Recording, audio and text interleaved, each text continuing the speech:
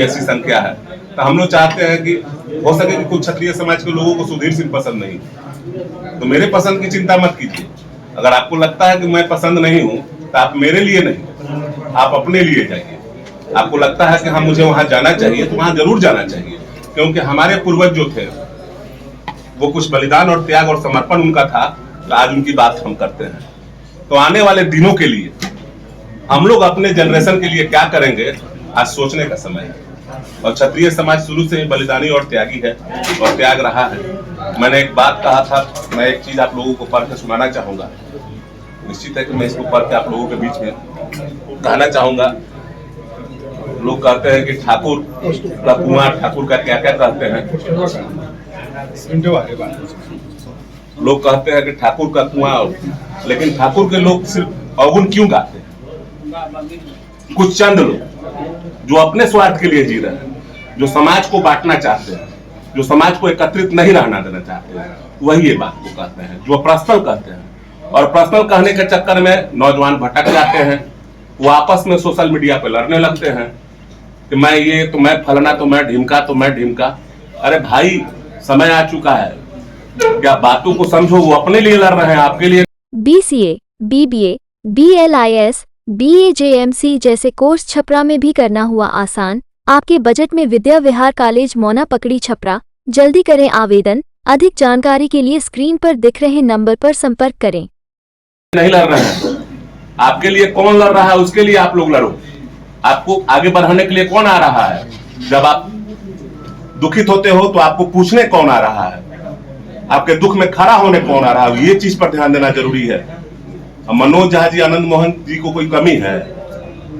वो दोनों आदमी चाहे तो सोना का मुकुट खरीद सकते हैं। तो मैंने तो देखा है, हम उस परिवार से आते हैं कि मेरे बड़े पिताजी पूर्व सांसद प्रभुनाथ बाबू का त्याग, सबीर, समर्पण आज भी सारण में है। आज भी उन्हीं की देन है कि मेरे साथ तो मैं नौजवानों को जोड़ रहा हूँ, लेकिन जितने बुजुर्गों का आशीर्वाद मिलता है, मेरे बड़े पिताजी ने त्याग और समर्पण किया है। अगर 1% के लोग इकट्ठे होते हैं तो क्षत्रिय समाज को अगर अपना अधिकार देते हैं, तो पहले तो घर मजबूत करना चाहिए। घर के बाद बाहर निकला जाता है, बाहर के बाद पटीदार देखा जाता है, और पटीदार के बाद समाज देखा जाता है। तो हम लोग पूरे समाज को देखने की बात कर रहे हैं और पूरे समाज को ईमानदारी से देखने की बात कर रहे हैं। हम लोग सिर्फ अपने लिए नहीं लड़े। आज भी आप क्षत्रियों के जितने भी जमीन जायदाद देखिए, आज भी सभी उन्हीं लोग के पास है, गरीबों के पास है। तो हम तो जिंदगी भर गरीब को लेकर चले हैं, हम गरीब को छोड़ने कहाँ जा रहे हैं? हमारे हितैषी वो हैं, उनके हितैषी हम हैं। हम उनके बिना नहीं रह सकते, वो मेरे बिना नहीं रह सकते। तो कुछ चंद लोग मैंने कहा जो अपने स्वार्थ के लिए, तो मैं बस उन बड़े नेताओं को यही मैसेज देना चाहूंगा कि कृपया आप समाज को ना बांटे। और मैं नौजवानों से बस हाथ जोड़ के निहोरा करूंगा कि उनके चक्कर में ना पड़े। आने वाला समय ये 2023 है, यहाँ सभी की समानता जरूरी है, सभी की भागीदारी जरूरी है, सभी का अपनापन जरूरी है। हमको अपनों का प्यार जीतना है, और जितना हम लोग मजबूत होंगे उतना ही ठाकुर सभा मजबूत होगा, उतना ही समाज का विकास होगा। मैंने कुछ बातों लिखी है जो आपके सामने, ठाकुरों की वीर गाथा। ठाकुर ठाकुर सभी करते, ठाकुर ठाकुर सभी करते। ठाकुर अगर नहीं रहते तो राम की तरह हमें मर्यादा सिखाता कौन? ठाकुर बुद्ध नहीं रहते तो मोक्ष की याद दिलाता कौन? ठाकुर पृथ्वीराज चौहान नहीं रहते तो शब्द वैदिक बाण चलाना सिखाता कौन? ठाकुर महाराणा प्रताप नहीं रहते तो घास की रोटी खाता कौन? ठाकुर 80 साल की उम्र में वीर कुंवर नहीं रहते तो अपनी भुजा काट के गंगा जी में बहाता कौन? ठाकुर बीपीसी नहीं रहते तो आरक्षण दिलाता कौन? विधानसभा में, संसद में आपको पहुंचाता कौन? लगता है कि कुछ लोग फिल्म से प्रभावित हो गए, सिनेमा से प्रभावित हो गए। इतिहास पढ़िए, इतिहास में हमारी बहुत ही बलिदान और त्याग है।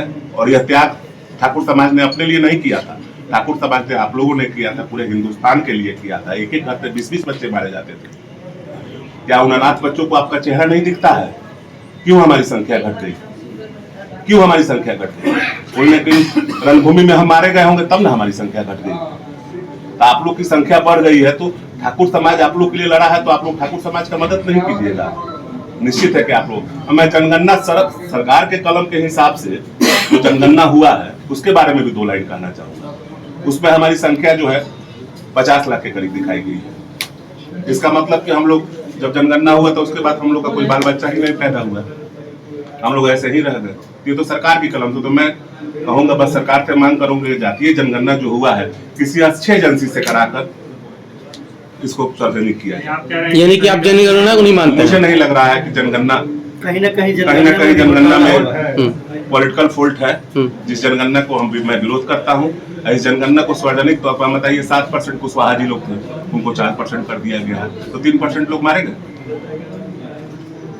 कहीं ना कहीं गलत हुआ है। तो मैं इस जनगणना को सभी समाज के लोगों से कहूंगा कि जनगणना पर ध्यान ना देकर आपसी भाईचारा और आपसी एकता को बनाए रखें, क्योंकि जो 50 लाख है वो भी हमारे लिए सम्मानित है, जो 2 करोड़ है वो भी हमारे लिए सम्मानित है। एक सवाल यहाँ ये उठता है कि जिस तरीके से बिहार में जातीय व्यवस्था को खत्म करने की बात कही जाती थी और अब ये मुद्दा बन रहा है, तो क्या लग रहा है कि मुद्दा बनाने के लिए ये जो कि ठाकुर का कुआं छेड़ा गया था जिसमें आप भी कूद गए हैं? देखिए, ये मनोज झा का व्यक्तिगत राय था, लेकिन मुद्दा तो बन रहा है ना सर। अब ये मनोज झा की कविता नहीं है, ये कविता किन्हों ने लिखा आपको मालूम? 1981 में लिखा गया था, 1981 ओम प्रकाश वाल्मीकि के द्वारा लिखा गया, वाल्मीकि जी के द्वारा लिखा गया था। तो मनोज झा तो उसको सदन में पढ़े, तो अब विवाद क्यों बन रहा है उसका? और मनोज झा जब सदन में पढ़े तो आनंद मोहन जी उसको विवाद बना दिया। मुझे तो लगता है कि पॉलिटिकल स्टंट है, कहीं ना कहीं दोनों आदमी के कोई टिकट उकट जा रहा होगा, कुछ कट उठ रहा होगा, तो आपस में लड़ रहे हैं। तो मैं आनंद मोहन जी का विरोधी नहीं हूँ, वो भी अपने जगह सही है। मनोज झा जी जो कह रहे हैं तो ब्राह्मण समाज इसको अपने सीने पर न ले कि मनोज झा का व्यक्तिगत राय है। और ठाकुर का कुआं नहीं होता तो आप लोग पानी नहीं पीते, ठाकुर का कुआं था तो पानी पीते थे। हम लोग पानी अपने अकेले थोड़ी पीते थे, अकेले अगर पीते तो हम लोग का संख्या कम हो जाता। आप ही लोगों ने पिला के संख्या बढ़ा दी है, हम लोग की संख्या कम कैसे हुआ? आप लोग को पानी पिला दिए, आप लोग को सब कुछ दे दिए, तब ना आप लोग का संख्या बढ़ाने के चक्कर में ठाकुर का कुआं का बात। मनोज झा जी सम्मानित है और हम तुमको विश्वामित्र भी कहते हैं। विश्वामित्र और दोनों आदमी लालू यादव जी के ही परिवार, आदरणीय लालू यादव के परिवार से ही आते हैं और दोनों आदमी उसी दल में है। तो अपने नेता को कमजोर मत करिए, चुनावी दिन आने वाला है, कोशिश कीजिए कि आपके नेता जो है, आप जिस दल में है ईमानदारी से अपनी। तो क्षेत्रीय सम्मान रैली का मतलब फिर क्या होगा? क्षेत्रीय सम्मान की रैली हम लोग जो स्वर्ण के बारे में भी चर्चा करने वाले हैं। अभी प्रशांत जी से हमारी बात हुई, उसमें 10% की बात आ रही है। तो उसमें हम लोग चाह रहे हैं कि जैसे कि हमारे समाज में भी गरीबी जो आरक्षण से हम लोग खुश नहीं है। 10% मिला तो है ना? 10% मिला है, लेकिन किस कलम से मिला है आप जानते हैं? 10% मिला है। क्षत्रिय सम्मान रैली का उद्देश्य क्या है? क्षत्रिय सम्मान रैली का एक अपने समाज को इकट्ठा करना और अपने समाज की बातों को सभी लोग आपसी भेदभाव बुलाकर कि हम लोग जब एक होकर अपने हक की मांग करेंगे तब ना हक मिलेगा। हम लोग अलग अलग बट कर अगर हक की मांग करेंगे तो फिर कोई हमें हक नहीं देगा। तो मेन उद्देश्य है कि हम लोग अपने हक के लिए इकट्ठा हों और जरूरत पड़े तो सरकार पर हम लोग दबाव बनाए, सरकार तब हमारी सुने।